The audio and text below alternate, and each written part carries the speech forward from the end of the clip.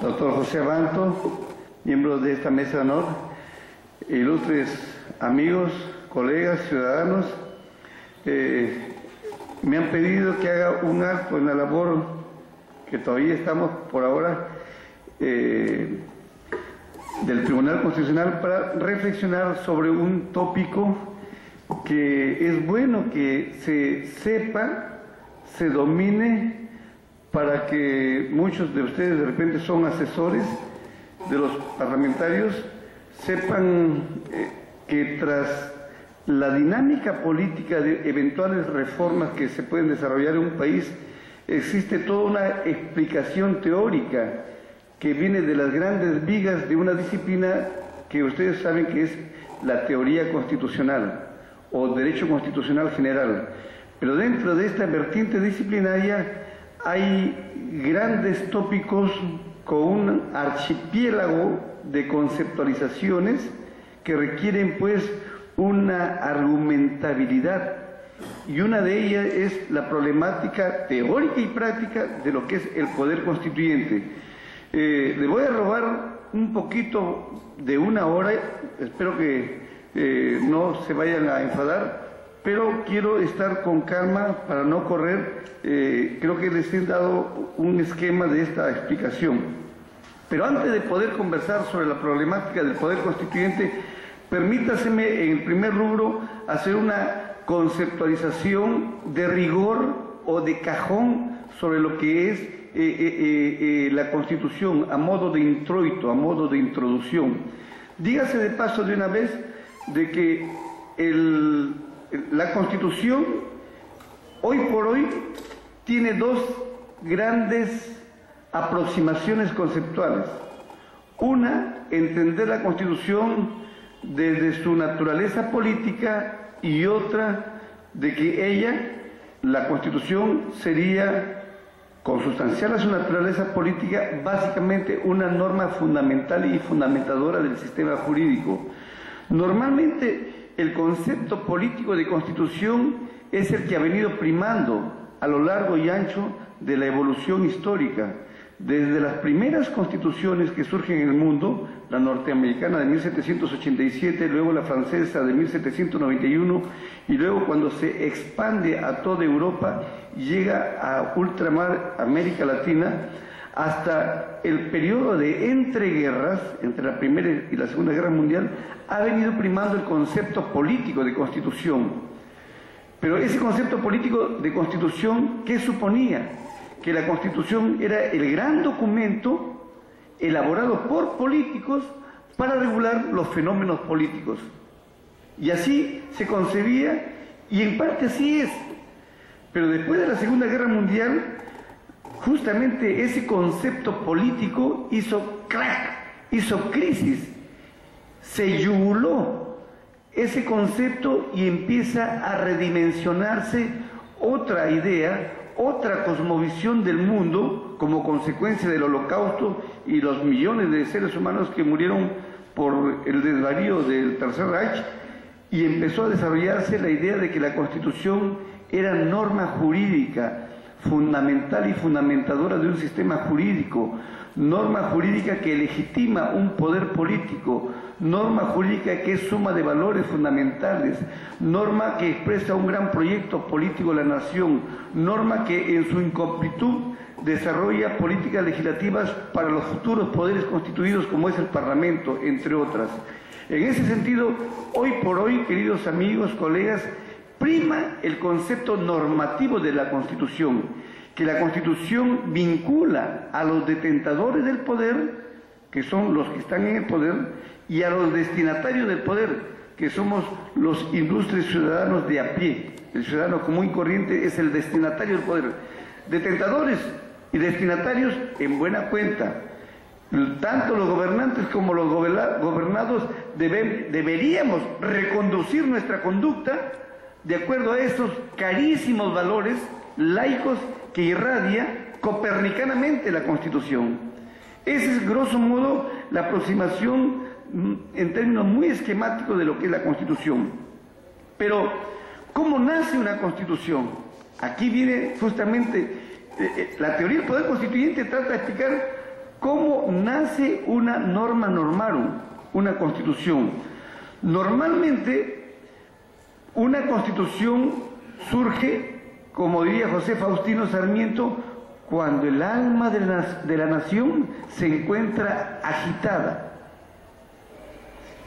Pero para decirlo en términos irreverentes y acaso mostrencos, porque este cholo que está acá es de Piura y me sale siempre un poco de las lisuras piuranas, cuando el país está muy jodido, cuando hay crisis política, porque de la noche a la mañana no se cambia una constitución, solamente surge cuando hay crisis en ese país y por ello es que se requiere refundar o cambiar un texto que ya llegó a su límite.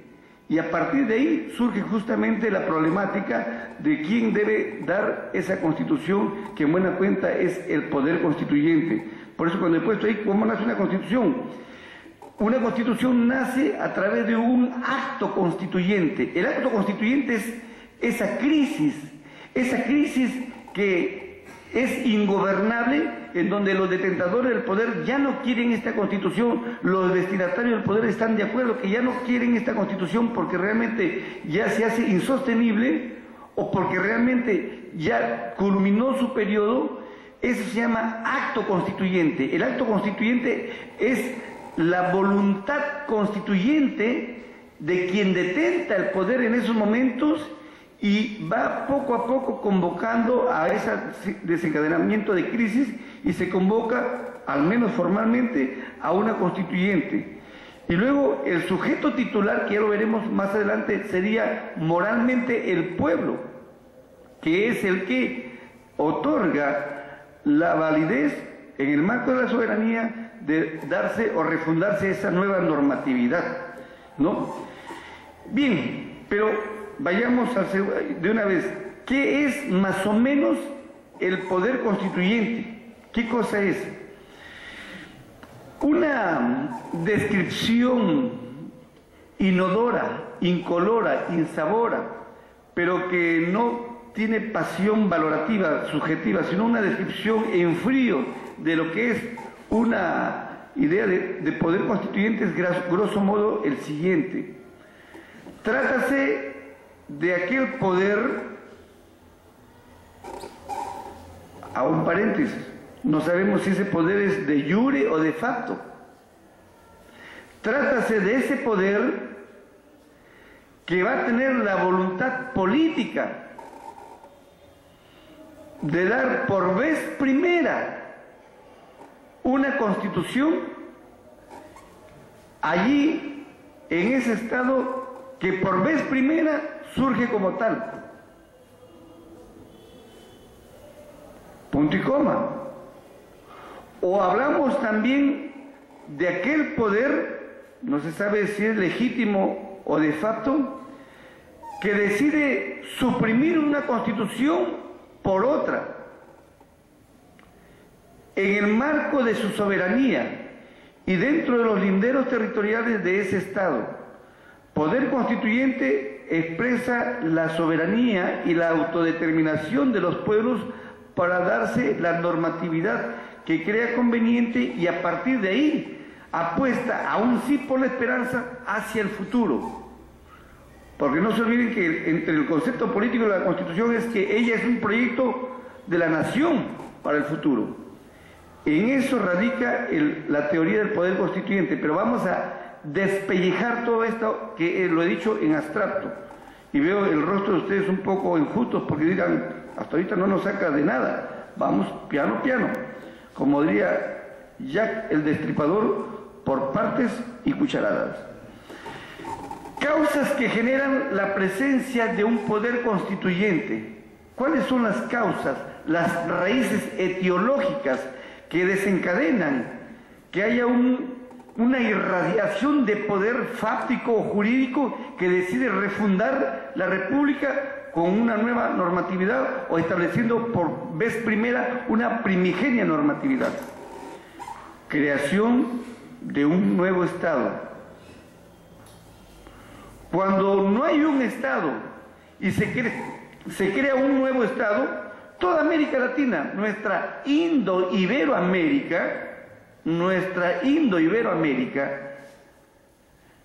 cuando cortamos con el yugo de la corona española, toda Latinoamérica empezó el desvarío macondiano de estarse dando su república y refundando su normatividad con una flamante constitución. Y así tenemos a Luna y Pizarro y compañía. Esta ágora fue fruto también de presencia, ya veremos en su momento, de un poder constituido, no de un poder constituyente, ¿no? Pero en 1821 era la primera manifestación primigenia de un poder constituyente, porque por vez primera se daba una constitución. Vendía la de 1823, la de 1828, 1836, 1856, 1860, qué sé yo, 1933, la de 79, la de 93, en fin, tenemos en total una docena de constituciones para el gusto y disgusto de todos, ¿no? Pero a lo que voy, estamos en las causas, creación de un nuevo Estado. Ese Estado, ese flamante país que se crea como tal, requiere su normatividad. Ahí se patentiza primigeniamente un poder constituyente. Ya veremos luego que sería un poder constituyente originario. 2. Independencia adquirida por territorios coloniales. Actualmente, ¿no? No estamos hablando del siglo XVIII, XIX. Estamos hablando del siglo XX, en donde han habido todavía colonias de Inglaterra, de Portugal, inclusive de Holanda, y algunos todavía de España. Se independizaban y necesitaban su nueva normatividad, su flamante normatividad. 3. Ineficacia de una constitución y su sustitución por otra. Ahí estamos en un estado normal, actual, contemporáneo.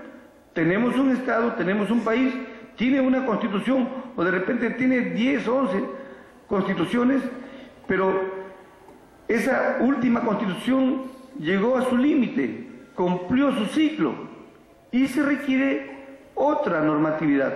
Entonces se suprime, porque esa constitución es ineficaz, o ya las contingencias o el tiempo ya no meritúa que haya esa constitución y se impulse otra. Otra causa, la revolución. Yo en mi época de estudiante universitario, cuando había las polémicas de el APRA con los que éramos medios marxistas, leninistas, maoístas, ¿no? Nos dábamos duro hablando sobre la revolución, ¿no? Rindo aquí un homenaje a un líder de izquierda, que ya en paz descanse, Javier Descanseco, que era uno de los que estaban dentro de los marcos de la izquierda democrática, pero se teorizaban. Ahora hay muchos de la izquierda, no importa que me escuchen en algún momento, que están muchos ya jubilados, ¿no? Pero lo importante era que hay toda una teoría sobre la revolución y el mundo del derecho, pero el derecho no puede auspiciar una revolución, porque ella ha de significar la ruptura total de ese sistema jurídico para impulsar otro. Resulta una paradoja que el ordenamiento jurídico regule algo que va a ser una contradicción in adjecto. No se puede contradecir las normas en sí mismas, porque ella no puede auspiciar, no puede regular algo que está en contradicción. Sin embargo, las revoluciones existen. Y ha supuesto un cambio total de un sistema jurídico, político y acaso de techo ideológico.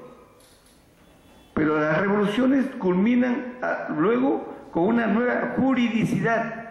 Esa nueva juridicidad ha de significar una constitución de esa ideología militante, triunfante, y se suprimía el ocaso ideológico del anterior régimen. Luego tenemos finalmente la conquista militar. En buena cuenta los golpes de Estado. Aquí en Perú hemos sido campeones en golpes de Estado, ¿no? Hemos tenido más gobierno de facto que el gobierno de jure. ¿Y acaso un general muy entorchado llegaba al estatus de comandante en jefe de las Fuerzas Armadas y fuerzas policiales no, porque ese es el presidente de la República, y lo único que quería era terminar su currículum asumiendo la presidencia de la República. Así de simple. Y en consecuencia, ese golpe de Estado significaba poner en entredicho la Constitución, la suspendían o se mandaban a despachar otra Constitución a imagen y semejanza de ese cuerpo que estaba impulsando ese régimen de facto.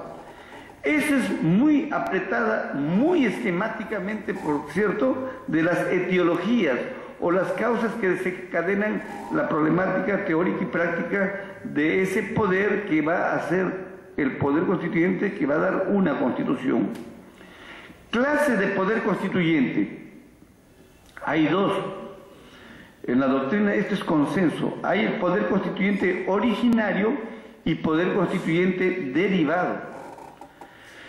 El poder constituyente originario, queridos amigos, colegas, ciudadanos, el poder constituyente originario es aquel poder normalmente de facto que va a dar por vez primera una flamante constitución allí donde no ha existido.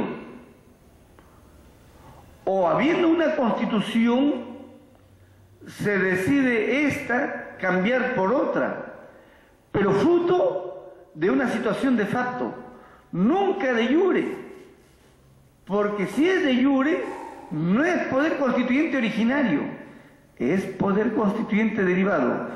Este hemiciclo que tenemos aquí al frente, ¿por dónde estamos? Yo estoy desubicado acá, ¿no? Es poder constituyente, es poder constituido. Ya veremos luego la diferencia entre poder constituyente y poder constituido, pero adelante un poco para que capten la idea. Este poder constituido, que es el Parlamento, el Presidente de la República, el Palacio de Gobierno es también poder constituido, Tribunal Constitucional es poder constituido, Poder Judicial, todo es poder constituido, pero el Parlamento en algunas circunstancias puede devenir en poder constituyente derivado. Pero no corramos, a lo que voy. El poder, miren la herejía que voy a lanzar. Nunca una constitución es convocada por un régimen de jure. Siempre es de facto. Y estamos hablando de un poder constituyente originario. Es como el ave fénix.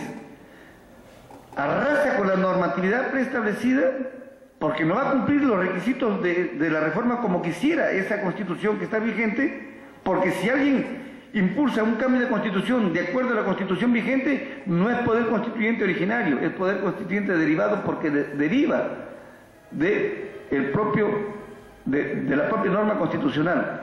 Es por eso que el poder constituyente derivado es aquel poder que deriva su legitimidad de la propia Constitución, porque la propia Constitución establece los mecanismos de su autorreforma.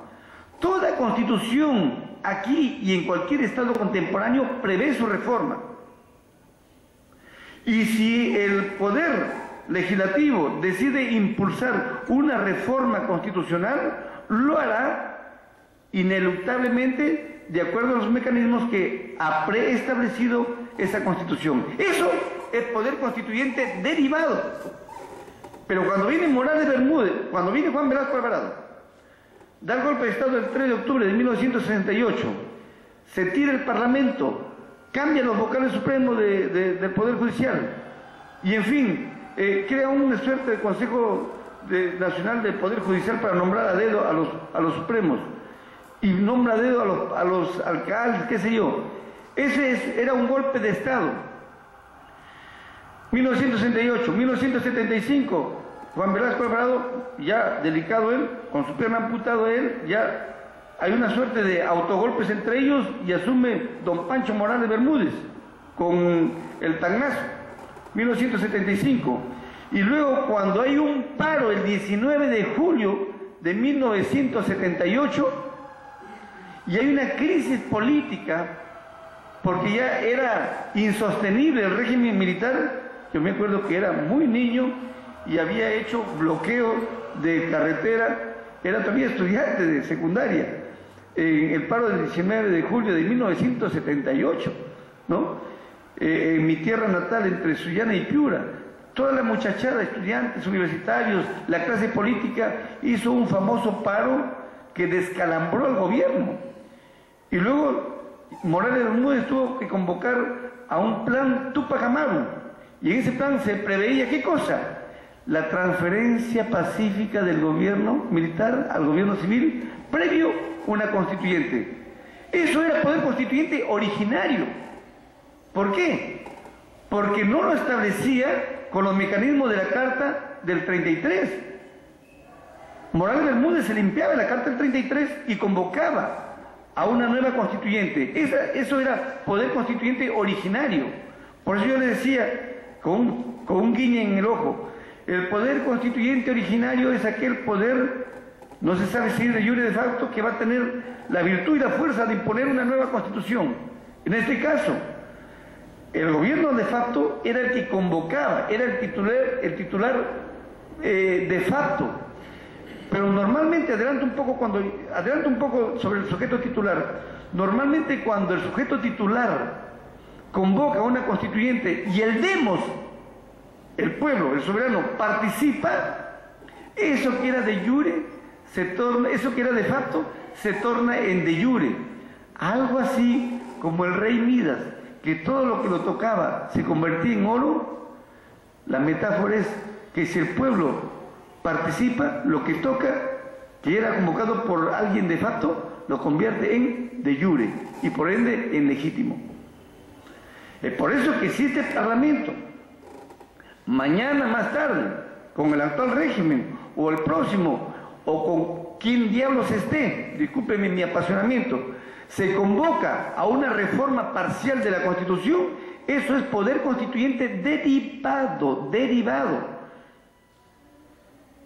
Y ya adelanto también un poco, el Tribunal Constitucional de Álvaro Randini y compañía dijo, si me van a cambiar la Constitución totalmente por Parlamento, esto no puede ser en 2 legislaturas ordinarias, sino que tienen que convocarme a un referéndum para ver si el pueblo atraca. Si no, no hay Constitución. Bien, ahora sí, poder constituyente, poder constituido y poder revisorio de la Constitución. Discúlpenme mis fraseos irreverentes, pero mi pasión es así. O sea, ya pues, a veces mi mujer me dice, no hables muchas lisuras cuando des charlas, pero me sale un poco este hablar mostrenco. Pero lo importante es que se grafique conceptualmente las ideas, ¿no? Un poquito de agüita por ahí. Hablemos del poder constituyente, poder constituido y poder revisorio de la Constitución. Poder constituyente es aquel poder que solamente surge para elaborar una Constitución. Ya estamos cayendo en esa cuenta, ¿no es cierto? Pero ¿qué ocurre?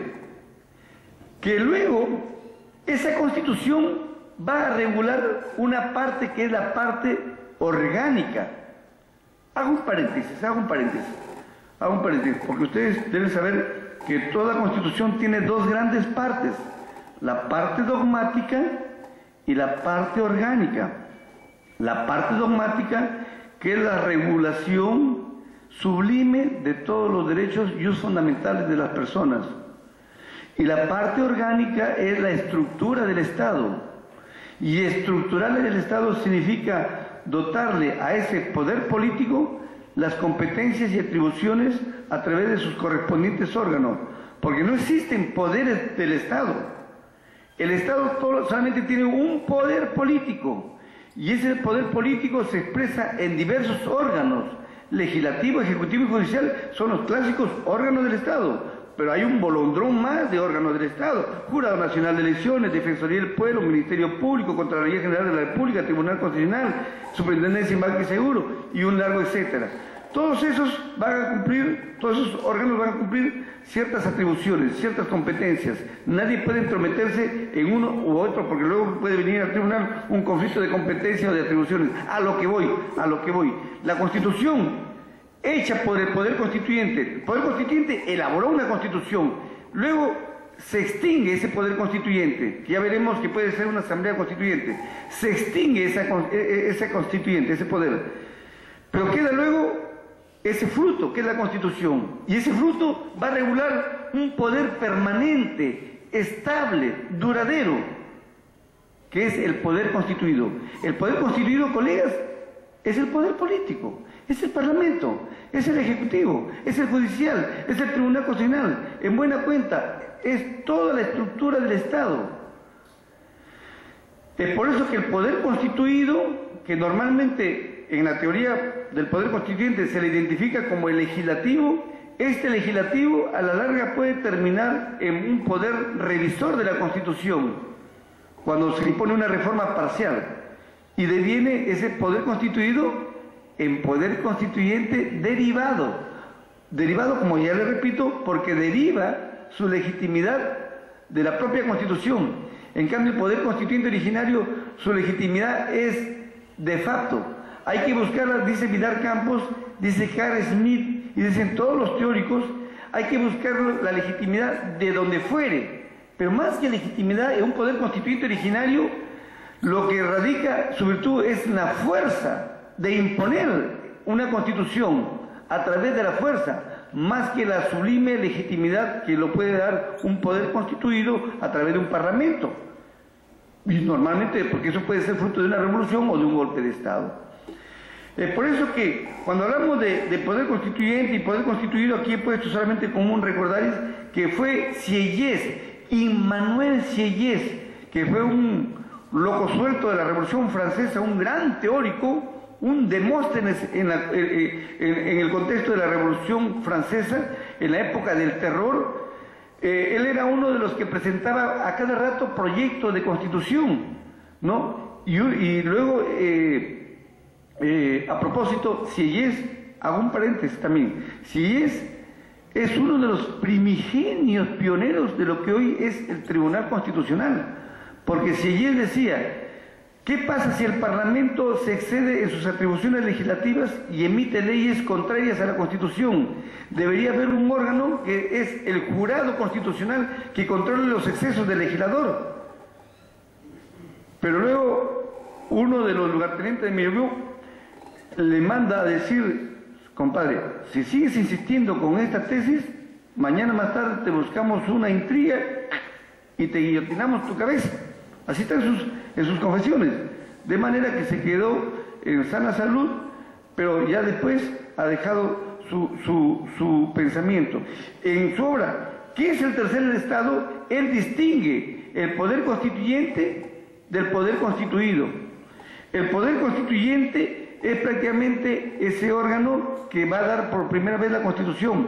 Pero él dice, el poder constituido puede en algún momento crear una nueva Constitución, pero con las formalidades mucho más solemnes de un legislador ordinario, porque el legislador ordinario produce leyes dentro de la dinámica de gobierno, pero ese Parlamento puede también dar una Constitución. Ya veremos luego que si un Parlamento da una Constitución y da leyes ordinarias, no es Parlamento ordinario, eso se llama Congreso Constituyente, que es distinto a una Asamblea Constituyente. Ya lo veremos luego. Pero ¿cuál es la diferencia entre poder constituyente y poder constituido? Por la naturaleza. Porque el poder constituyente es creador y el poder constituido es lo creado. Cronológico. El poder constituyente es anterior y el poder constituido es posterior. Funcional. El poder constituyente tiene como fin exclusivo y excluyente crear una constitución, una nueva constitución, ¿no? En cambio, en los poderes constituidos su tarea es gobernar. En el caso del legislativo, tiene dos grandes vigas en el marco de la ingeniería constitucional contemporánea: legislar y fiscalizar. Esa es la chamba de los parlamentarios, esa es vuestra chamba como asesores de los parlamentarios: legislar y fiscalizar. Y finalmente, el poder constituyente desaparece una vez que ha cumplido su cometido. Si su cometido fue elaborar una constitución, elaboró la constitución, se acabó, se finiquita, periclita, termina. En cambio, el poder constituido, no. Miren ustedes, Yo siempre le he dicho a mis niños, a mis alumnos, se puede prescindir de un poder constituyente, se puede prescindir, pero nunca. Esta es una cosa axiomática. Esta es una situación así irrefutable. Nunca un Estado puede, ni por fracción de segundo, dejar de tener un poder constituido. Porque el poder constituido pues es todo. Es todo lo que es el Estado mismo. El legislativo, ¿cuándo va a dejar de existir? Sea un gobernante de jure, o uno de facto, o un tirano, o lo que fuere, es poder constituido. No interesa el poder constituido su legitimidad. Lo interesa es que es el que va a administrar la red pública, la cosa pública. Y el Estado no puede detenerse, su dinámica es cotidiana. Bien, hablemos ahora sí del sujeto titular del poder constituyente, que ya vamos cayendo poco en la cuenta. Hay un sujeto moral que es el pueblo. El ideal es que el pueblo es el que participe en refundar esa nueva constitución o cambiar una constitución por otra, ¿no?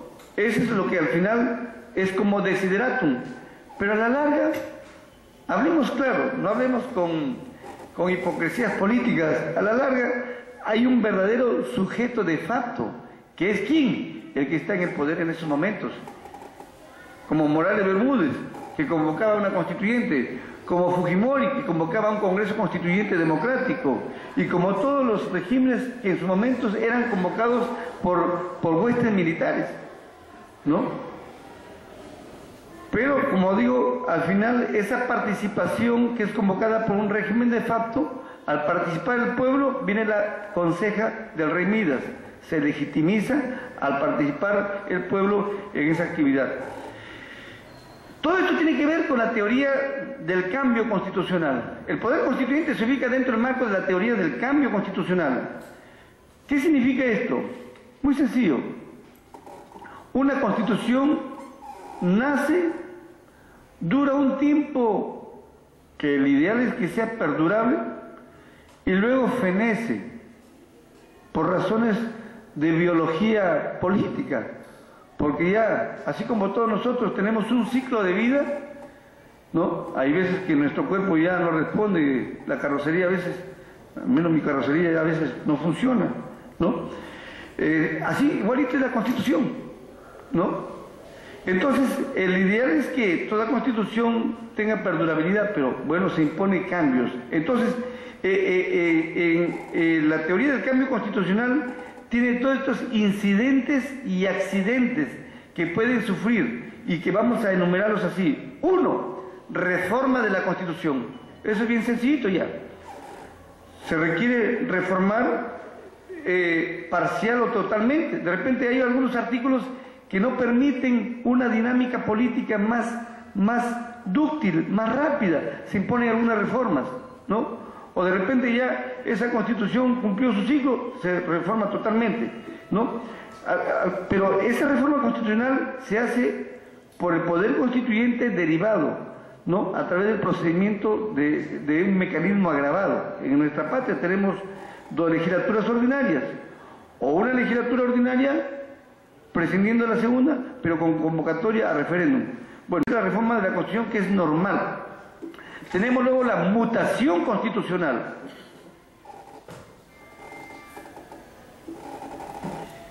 Mutación constitucional significa darle un sentido distinto a la norma. La norma constitucional tiene un telos, un fin. El constituyente elaboró la Constitución y esa cláusula, ese pasaje, ese párrafo está destinado a que se cumpla de esta manera. Sin embargo, en la práctica se le saca la vuelta y se le da otro sesgo, otro matiz. Sociólogos o no podrán explicar que picardía, que por aquí, que por allá, pero esa es la dinámica política.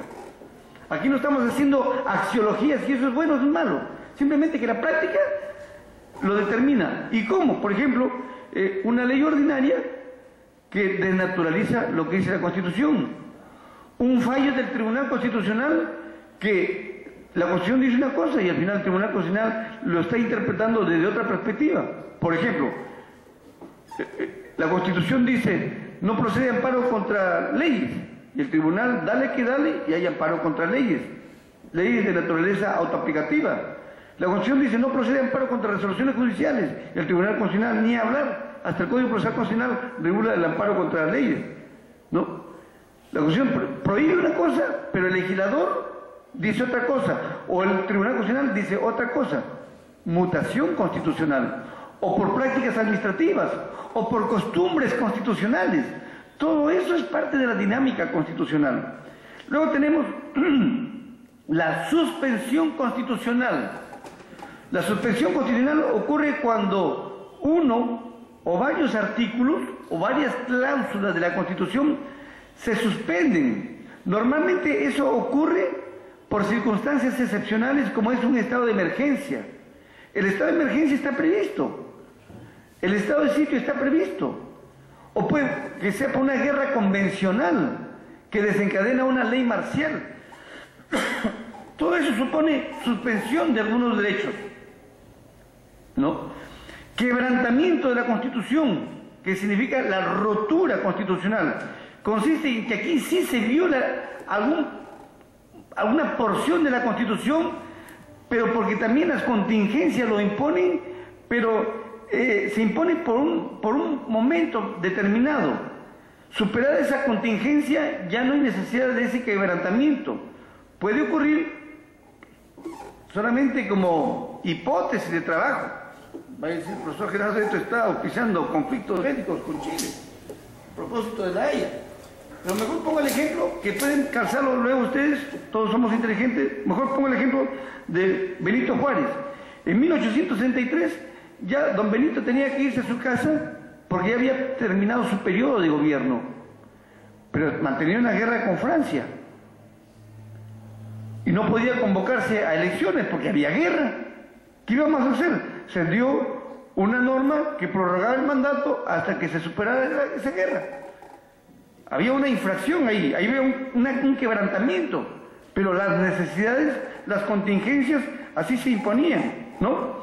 Esto de la suspensión o quebrantamiento tienen aquí puesto como un chip, tiene su sustento en toda una teoría de la filosofía política, Donoso Cortés. Basta con que yo basta con que enuncie el nombre de Donoso Cortés o de Carl Schmitt o del gran teórico en el marco del Renacimiento, Niccolò Maquiavelo en El Príncipe, él explica de que es necesario que hay veces se suspendan derechos para mantener la estabilidad política. Y eso lo replantea Niccolò Maquiavelo.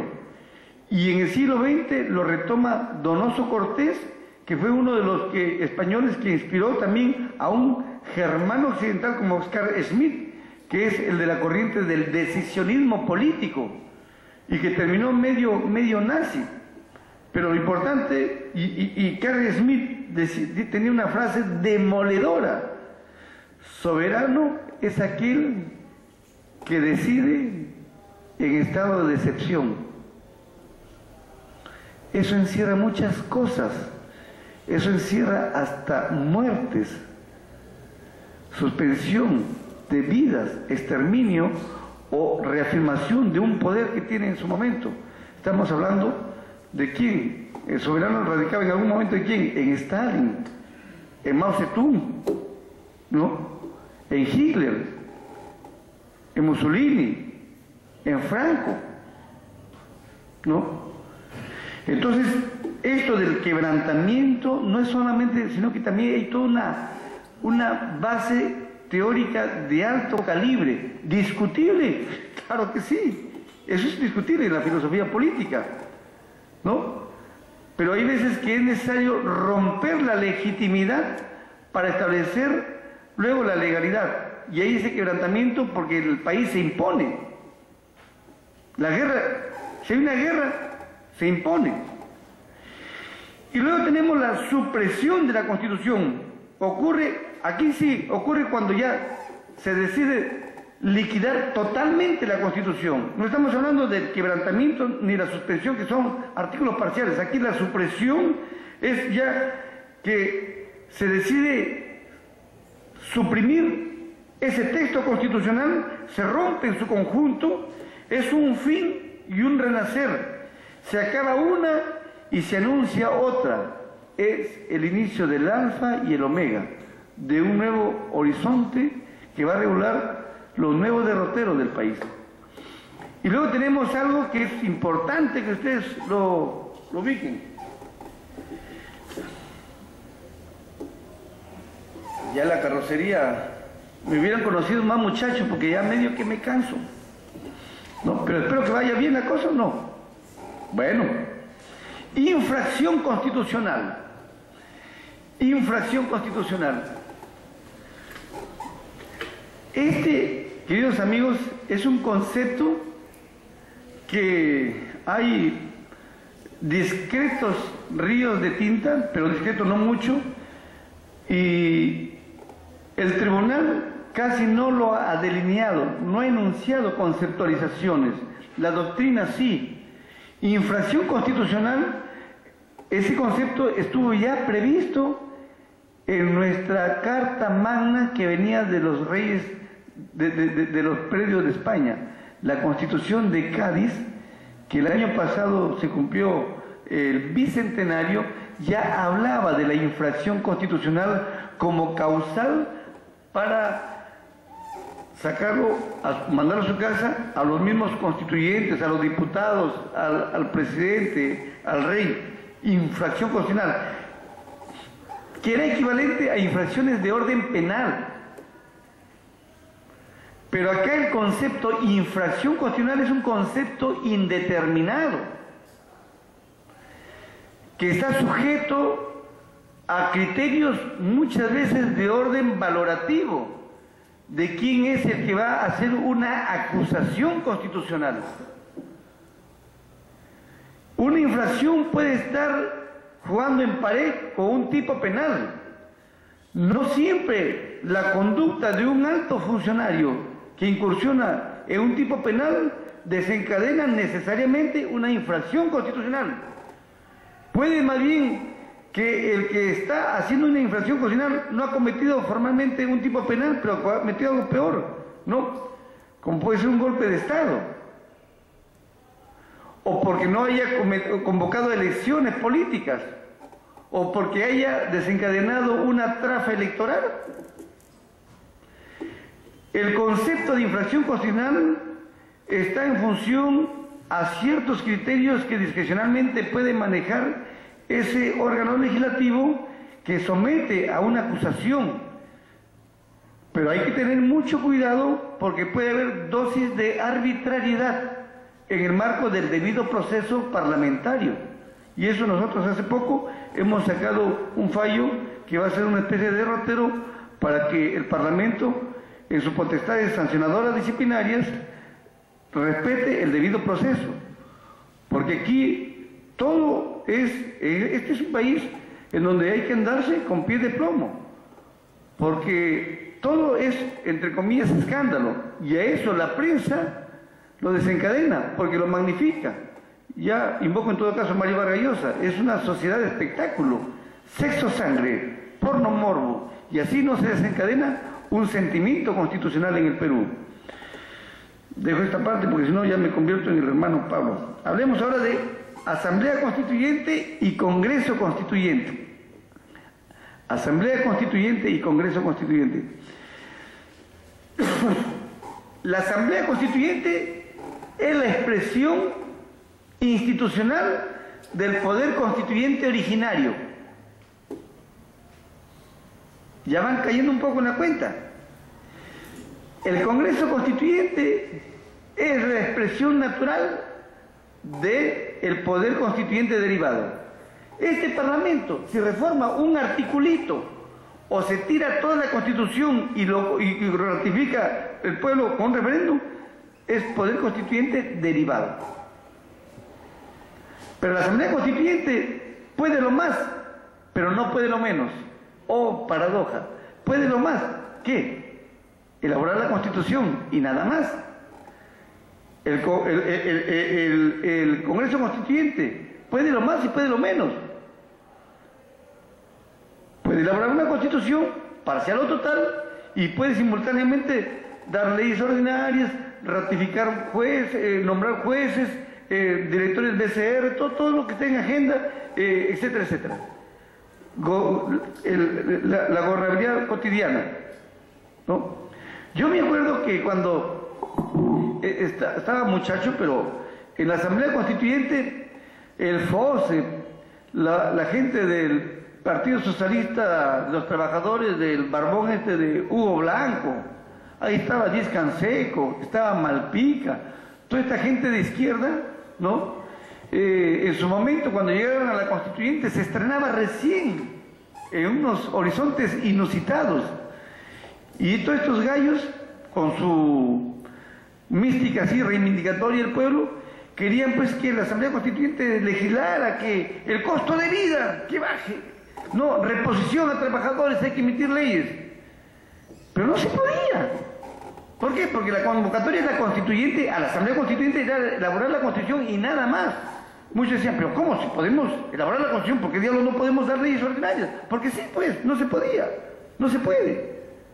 No se puede dictar leyes ordinarias porque para la Constituyente, la Asamblea Constituyente, es solamente para elaborar la Constitución. Finiquitado se convocaba elecciones y esas elecciones terminaban ya en el poder constituido y a partir de ahí el Parlamento era el Parlamento ordinario. Es por eso que ya luego veremos que puede un Parlamento convivir con una Asamblea Constituyente. Ya veremos varios temas como colofón, ¿no? En fin, reforma la Constitución. Incidamos nuevamente. Toda Constitución, colegas, debe aspirar a la estabilidad. Toda Constitución debe tener perdurabilidad en el decurso del tiempo. Hay constituciones muy añejas, la emblemática, la de 1787 de Estados Unidos. Pero ¿por qué no se cambia? Porque hay un órgano que la viene maquillando permanentemente en el día al día. ¿Quién? La Suprema Corte de Estados Unidos. Por eso dicen que la Suprema Corte es un poder constituyente en sesión permanente. Pero luego, en otros países como nuestra Iberoamérica, que somos campeones cambiando de constitución, porque se piensa que cambiando de constitución viene el espejismo taumatúrgico que se va a refundar la república, porque siempre hay mesiánicos que por ahí surgen como locos sueltos a refundar la república y requieren un nuevo traje para poder establecer los nuevos derroteros. Pamplinas, son ceras. Toda constitución en algún momento se debe cambiar. Y si ha de cambiarse es porque las circunstancias así lo imponen. Nosotros tenemos ya la Carta del 93, ¿cuántos? Ya 20 años, ¿no? 20 años. En algún momento se podrá reformar parcialmente, o de repente les viene la ventolera a los políticos que se cambie totalmente. Serán las circunstancias. Pero lo importante es que esas reformas, desde el punto de vista académico, pueden ser parciales o totales. Parcial, cuando se decide reformar un artículo, un inciso, un párrafo, o un capítulo mucho más amplio, o crear, adicionar, ¿no? Esa es reforma parcial. Y reforma total ya es la supresión constitucional, ¿no? Y la posición del tribunal a partir de esta STC 0014-2012/PI, o sea, procedimiento constitucional, ha establecido que si el Parlamento, poder constituido, decide cambiar totalmente la Constitución, sí la puede, siempre y cuando pase por el requisito de que la convoque a un referéndum, para que el pueblo legitimice lo que hace ese poder constituido que solamente había sido elegido para dar leyes, mas no para dar una Constitución. Límites de la reforma constitucional. Hay límites temporales, circunstanciales y sustanciales. Límites temporales. Se elabora una Constitución y esa Constitución dice, en algún artículo, si me quieren reformar a mí, pueden reformarme, pero a partir de 10 años. No me frieguen, a partir de 10 años me reforman. Así hay muchos textos en Europa. Si quieren reformarme, que sea después de un gobierno de 5, 6, 7 años, qué sé yo, o después de 10 años. Depende del constituyente lo que haya querido, pero ahí se establece un límite temporal. Límites circunstanciales, porque la dinámica, o sea, este es un concepto sociológico, la dinámica puede presentar contingencias no previstas, pero se impone una reforma, pero las circunstancias no lo permiten, entonces lo aguantan, discúlpenme esta frase, lo detienen ahí. Y luego tenemos límites sustanciales, en donde hay cláusulas pétreas, irreformables. ¿Habrán cláusulas pétreas? Claro que sí. Hay Lord Bryce, un académico inglés, estableció 3 tipologías de normas constitucionales según su reforma. Constituciones rígidas, pétreas y flexibles. Estoy haciendo una cita al pie de página. Constituciones rígidas son aquellas que establecen un mecanismo agravado de reforma. La Constitución se puede reformar, sí, pero la hacen difícil. Y eso es lo que ocurre en todo el mundo, es la que prima. Pero hay constituciones flexibles que pueden reformarse como cualquier ley ordinaria. Hoy no existen. Existían, sí, en los regímenes socialistas. En Inglaterra existe. Y constituciones pétreas, que son aquellas constituciones que se declaran expresamente irreformables. Pero ese es un cuento, porque la dinámica impone reformas. La Constitución vitalicia de Bolívar fue vitalicia, pero duró 6 meses, ¿no? Entonces, actualmente algunos artículos de las constituciones europeas han establecido que esas cláusulas no pueden ser reformadas, no pueden ser suprimidas ni cambiadas. ¿Cuáles? Las que establecen que se inaugure, que se establezca regímenes fascistas, nazis. O sea, todo eso para mantener la estabilidad democrática de un país. Bueno, le robo unos 5 minutos más como colofón. Algunos problemas que pueden presentarse en los estados contemporáneos, toda esta problemática. Viene la primera pregunta. ¿Una constitución es convocada necesariamente por un gobierno de iure? No. Puede ser convocada por un gobierno de facto. Si es convocada por un gobierno de iure, no tampoco lo podría, sino que se tendría que someter a lo que establece la propia Constitución. Y entonces ya no es una convocatoria a una constituyente, sino que es el Parlamento con potestad de reforma, ¿no? ¿Puede el Congreso devenir un poder constituyente derivado? Ya ustedes caen en la cuenta, sí. Si reforma total o parcialmente la Constitución, es poder constituyente derivado. ¿Puede una norma constitucional ser inconstitucional? Ahí sí necesito 2 minutos para poder terminar acá. ¿Puede una norma constitucional paradojalmente ser inconstitucional? Usted dirá, no, ya esto ya se cansó, está en su homenaje. No, sí puede haber.